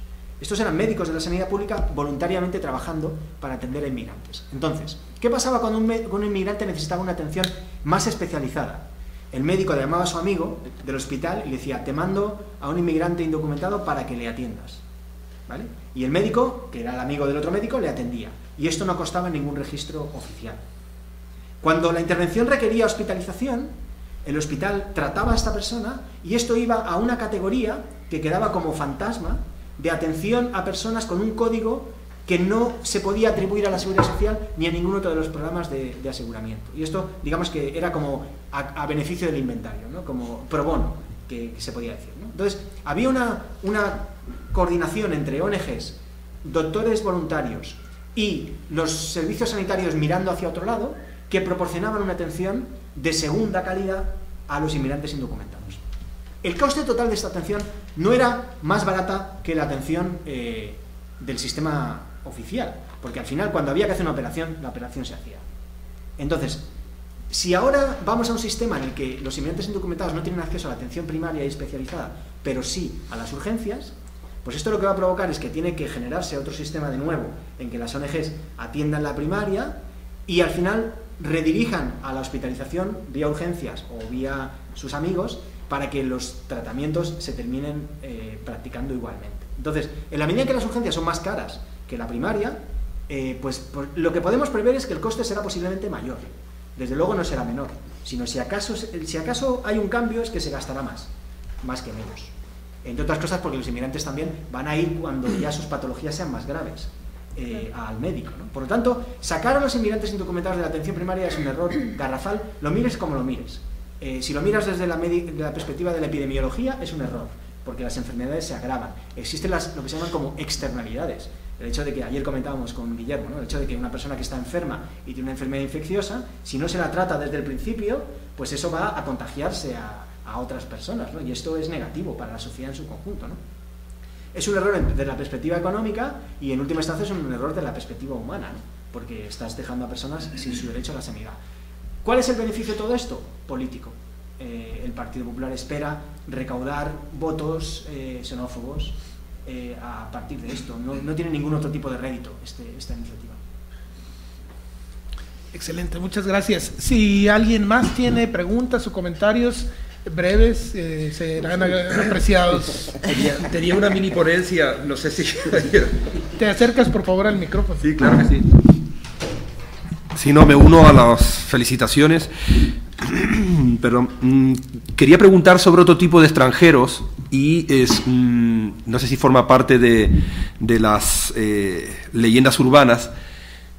Durante años, ingleses se van a Andalucía o a Valencia y se operan el fémur, la cadera o no sé si, creo que servicios dentales no, pero aquel tipo no de ciertos tipos de migrantes, pero de la Unión Europea, extranjeros, que se beneficiaban del servicio y que a lo mejor su impacto sobre el gasto médico era mayor que el de estos migrantes, ¿no? Me gustaría ver si tienes algún, no sé si algún dato comparativo o alguna información al respecto, ¿no? Porque a veces se barajaba lo típico, ¿no? Los extranjeros hacen un uso de la seguridad social, pero por la prensa sabíamos que ingleses, no creo que alemanes, ¿no? A lo mejor franceses, no creo que suizos, ¿no? Pero a lo mejor portugueses se aprovechaban de la sanidad para no tener una imagen de extranjeros de América o de África que eran los únicos que se beneficiaban, ¿no? También habían de la Unión Europea. Lo que hablábamos ayer de los rumanos, ¿no? Trabajaban en España, iban a Rumanía y se trataban en Rumanía y Rumanía le cargaba la factura a España, ¿no? Ese tipo de políticas yo no sabía que existía, pero no sé si no creo que se vaya a mantener. Si sabes cuál es la tendencia, seguramente a recortar, ¿no? Y la otra cuestión era lo de las hipotecas, que no entra, no sé si forma parte del estado de bienestar, pero si podrías hablarnos, ¿no? Si tienes alguna información o te acuerdas de algo, de cómo impactó, ¿no? En la población migrante, aquí sí, si quieres, de África, de Sudamérica, etcétera, etcétera, y si hay algún tipo de medidas. Sabía que hay jueces que están como que sentando jurisprudencia, diciendo si entregas la casa se acaba la deuda, ¿no? No sé si nos pudieras informar, si tienes información fresca al respecto de si esa va a ser la tendencia general, porque en España entiendo entregabas la casa pero todavía seguías manteniendo la deuda, ¿no? Lo cual siempre me pareció kafkiano. Entonces, si pudieras hablar de este tipo de cuestiones, ¿no? Que afectan a tarde o temprano al bienestar. Muy bien, muchas gracias. ¿Alguien más tiene alguna pregunta o comentario? Si no es así, con tu respuesta cerraríamos la sesión. Pues comencemos con el tema de la sanidad, ¿no? El tema de la sanidad es extremadamente complejo, pero simplificando. En el ámbito de la Unión Europea existe un acuerdo por el cual cualquier ciudadano de la Unión Europea que esté presente en otro país de la Unión Europea puede acceder a la sanidad pública de ese país. Lo que no está tan claro es quién va a pagar al final la factura. La clave en realidad está en quién paga el servicio, ¿no? Entonces, si un anciano británico vive en España, está empadronado en España, tiene una tarjeta sanitaria española, por ley, porque toda persona residente en el territorio tiene derecho a acceder al sistema sanitario público. Entonces, si esta persona es residente, es que, digamos, la obligación de atender a esta persona es del Estado español, porque esa es una persona que es residente en su territorio. Si por el contrario esta persona, aunque viva en España, pero nunca fijó su residencia obligatoria, digamos, residencia oficial en España, España tiene un sistema, un acuerdo de compensación con todo el resto de los países de la Unión Europea para ajustar las facturas de la atención sanitaria a sus ciudadanos en los distintos países. Entonces, como digo, si es un residente legal, pues entonces esta persona se le atiende en España porque es residente de España. Sin embargo, si es una persona que sigue siendo residente legal en el Reino Unido, pero tiene que ser operado en España porque está aquí de pronto cuando le acontece algo que necesita una atención, entonces España le va a pasar la factura al Reino Unido. Claro, ¿hasta qué punto esto genera el margen para lo que algunos vienen a llamar el turismo sanitario? Pues hombre, sí, si tú tienes mucha capacidad de anticipar que vas a necesitar una operación de cadera, entonces te mudas a otro país y te instalas allí, te registras en el padrón, y entonces cuando ya hayas hecho todo eso, vas al sistema sanitario y dices que te atiendan, pues entonces ese país te tiene que atender. Pero eso no es específico de España, eso es específico de todos los países de la Unión Europea. A cambio, puede existir esta otra opción, que de hecho España es un exportador de servicios sanitarios neto, fundamentalmente porque somos un país de turistas y también un país que tiene mucho extranjero residente. Entonces España recibe financiación todos los años de un montón de países europeos para atender a sus ciudadanos, ¿vale? Y esto son unas tablas que están establecidas de convenios entre seguridades sociales de distintos países de la Unión Europea. Entonces, claro, como digo, es difícil gestionar esto, porque es muy complicado primero definir a quién le corresponde pagar y después cuál es el coste real de la atención, y al final estos son balances que se hacen entre cuánto has pagado tú para atender a mis ciudadanos y cuánto he pagado yo. Bueno, pues entonces yo te debo tanto, tú me debes tanto, o no me lo pagues este año, me lo pagas el año que viene y vemos cómo, ¿sabes? Estos intercambios a nivel internacional son complejos. Yo conozco a la persona que gestiona esto a nivel en el sistema de seguridad social español y me decía, mira, cuando viene mi colega británico, pues nos vamos a la Plaza Mayor, nos tomamos unas cañas y decimos, vamos a ver, ¿qué datos tienes tú? Y pues yo tengo esto, pero ¿como de qué entidad estamos hablando? De tal. Bueno, venga, mira, este año vamos a dejarlo así y el año que viene, pues vemos si la cosa sigue así como un patrón, entonces establecemos algún tipo de compensación. Pero es muy complicado hacer esto al euro, ¿no? Calcularlo hasta el último céntimo. El caso de los rumanos, pues es que en la medida en que estos ciudadanos son residentes en España, si están de vacaciones en Rumanía y les ocurre algo, pues entonces ellos tienen tarjeta sanitaria española y por tanto tienen que ser atendidos en Rumanía, y entonces Rumanía pasaría la factura al caso español. No tiene ningún sentido que un rumano quiera ir a Rumanía a que le operen, es que eso no va contra todo el sentido de la lógica. Entonces, ¿serán casos anecdóticos? Pues sí, pero esto me recuerda el tema de mi tesis, ¿no? Yo hice la tesis sobre sistemas sanitarios en el Reino Unido, Francia y España hacia los inmigrantes, o sea, es un tema, por eso insisto y me disculpo de haber puesto tanto énfasis en la sanidad, que es lo que conozco un poco mejor, ¿no? Pero en el año 48, cuando se aprueba la Ley General de Sanidad británica y se crea el NHS, pues los diputados conservadores que estaban en contra de la creación del Sistema Nacional de Salud británico decían, y es que esto siempre me acuerdo porque me parece tan absurdo, pero en su momento pues era un tema polémico políticamente, ¿no? Que había un montón, decía, los mercados de segunda mano de Oriente Próximo están llenos de patas de palo y de dentaduras postizas que han sido pagados por el NHS a marineros extranjeros que después las venden en el mercado y cuando vienen otra vez consiguen otra pata de palo y otra dentadura postiza. Y esto es un coste inaceptable para el contribuyente británico, ¿no? Y eso lo leía yo en las actas del Parlamento británico del año 48, ¿no? Y yo decía, claro, ¿Habrá alguna pata de palo por ahí circulando que la pagó el sistema sanitario? Pues seguro. Pero, ¿qué coste tiene eso para el sistema en su conjunto? Pues insignificante.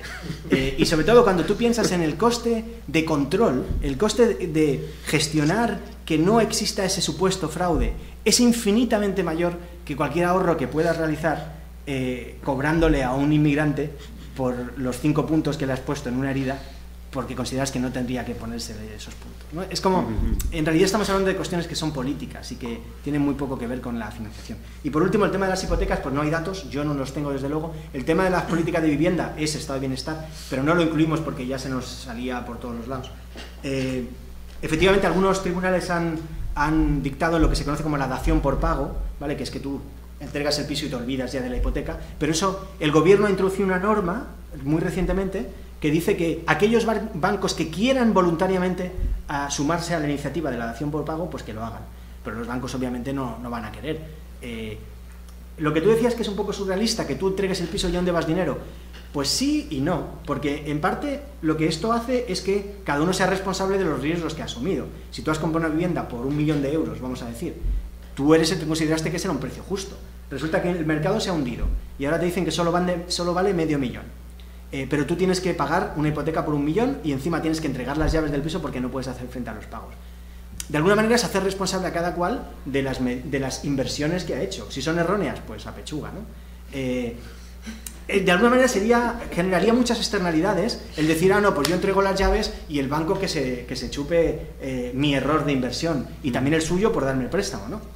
Los bancos también tienen una parte de responsabilidad, sin duda, pero no creo que haya que eximir al ciudadano de los resultados de sus decisiones inversoras, ¿no? Tampoco.